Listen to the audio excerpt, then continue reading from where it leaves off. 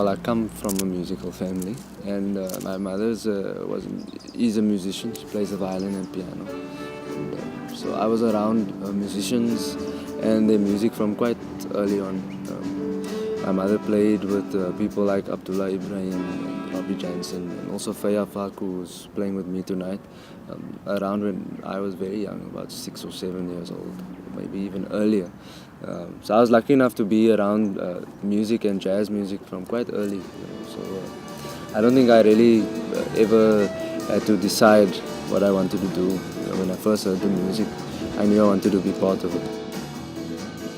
I really learned the music and cut my teeth from playing with musicians. I remember I was still at high school and being taken to jazz gigs. I used to listen to a lot of gigs in Cape Town, and then after a year or two I started playing a lot of gigs. I think I was in matric at that time. So I wouldn't say I really learned jazz at the school. It was more by being around musicians and learning from them.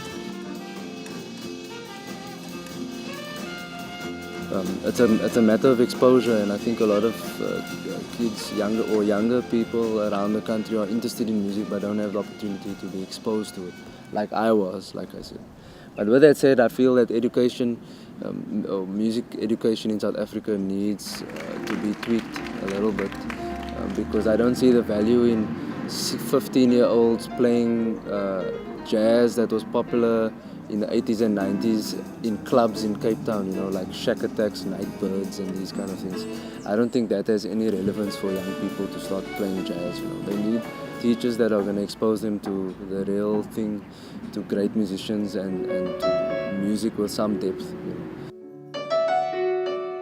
It's a cliche to say, and it really is a cliche, but I have to say it.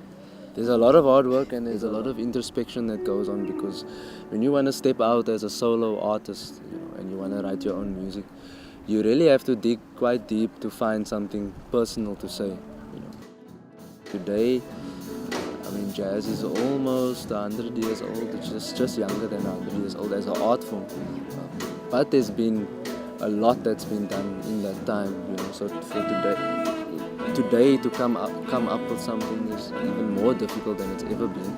But what we can do is try and say something personal. So that's part of the journey, besides learning to play your instrument, and practicing your instrument. And that never stops.